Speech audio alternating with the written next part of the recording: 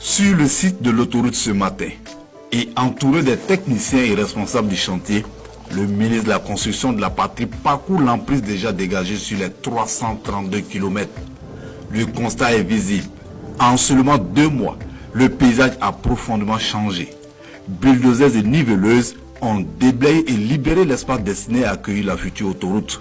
Pour Mikaïl Sidibé, cette rapidité d'exécution traduit la volonté des acteurs impliqués de répondre aux attentes des populations. Les travaux ont été lancés par le camarade président du FASO le 16 décembre 2025. Donc il nous a instruit naturellement d'avoir un suivi des travaux.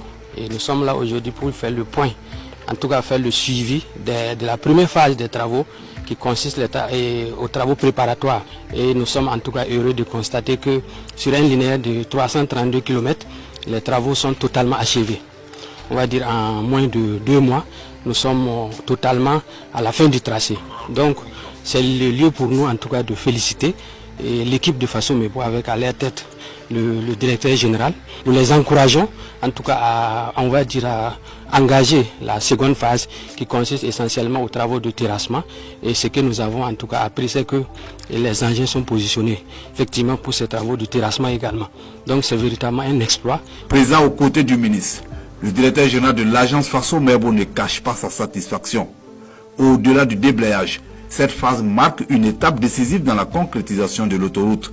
C'est une infrastructure appelée à fluidifier le trafic, renforcer les échanges économiques et soutenir le développement national. Nous sommes très honorés en fait d'accueillir en fait ce matin le ministre de la Construction de la Patrie, et cela prouve en fait que ce challenge donné par le camarade Ibrahim Traoré est très pris au sérieux par tout le monde, par toute la population. Déjà, sachez qu'en fait le terrassement a commencé au niveau de la zone de Tita.